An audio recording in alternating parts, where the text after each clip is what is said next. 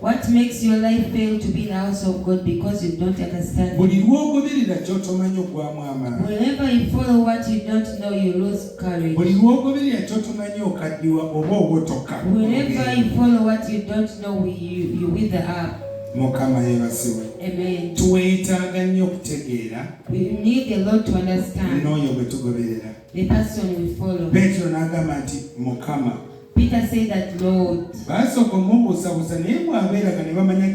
The pastor doubted him, but when he manifested himself, meaning that he's the master of everything. He's the master of everything. He said that when you tell me that more, because you are the Lord, this water will come land and I will come. Now taking of this thing, amid this journey you're moving, for sure you might understand, I've understood that it's God and you are on the right thing. As Peter said that if you are Jesus, tell me to come.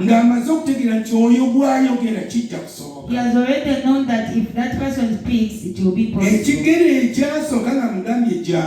The first step he took after being told that the water which was soft became a rock.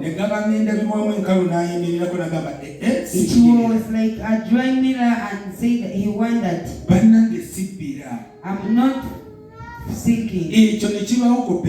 That happened to Peter. He took the second step. He moved out of the lane. He moved on the thing that he had never moved on. Now take care of the thing. As Peter was moving, what made Peter go astray? They are the voices from out. They are the roaring voices. The Bible says that he heard the storms roaring. He even heard from the other side as the lake was roaring. He took away his eyes from God and focused them on the storm. He took away his ears from God and focused them on the storm. Now born again, this is what is going to make you fall. Thanks for knowing. But I request you to focus on God. Thanks for understanding. But your focus your eyes on God.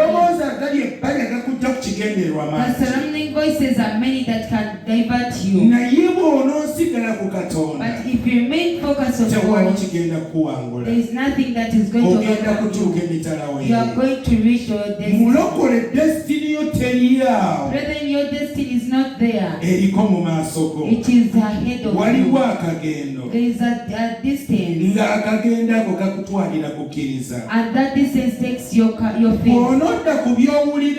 If you go by the words that you hear,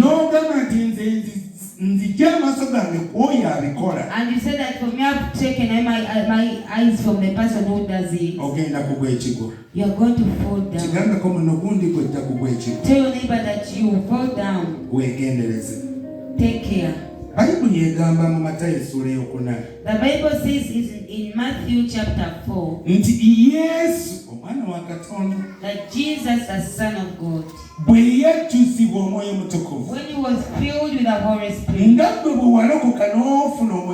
as he also got saved and received the Spirit, he sat in you and praised that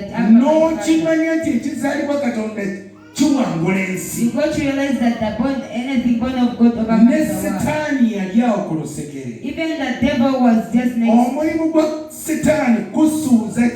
The work of the devil is to make you drop the is to make you drop your is to make you divert from your mission.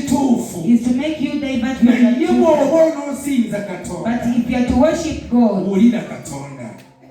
listen to God. Yesu bwe yajjuzibwa Omwoyo wa Katonda. When Jesus was filled with the Spirit of Era Omwoyo wa God. Mukama n'agamba nti mwana wange nkukulembera. And the Spirit of God said that my child, I'm leading you. Kati nkutwala ku buwanguzi. Now I'm taking you to your victory. Oyawuliddwa olwaleero ogenda kuweereza oyo ali waggulu. You've been separated today and you're going to serve the mighty God. Obuyinza bugenda kubeera gy'oli. Power will be with you. Kaakati nkutwala. Now I'm taking naye you. wakati awo mu lugendo But amid this journey, waliwo ebisoomooza. there are challenges. Mulokole ng'owulira ebisuubizo gy'oli. Born again, n'ebisoomooza weebiri okujja ku bisuubizo. if you have promises, even challenges are there to Aba atambula Yesu as when Jesus was nga ne Setaani ali awo.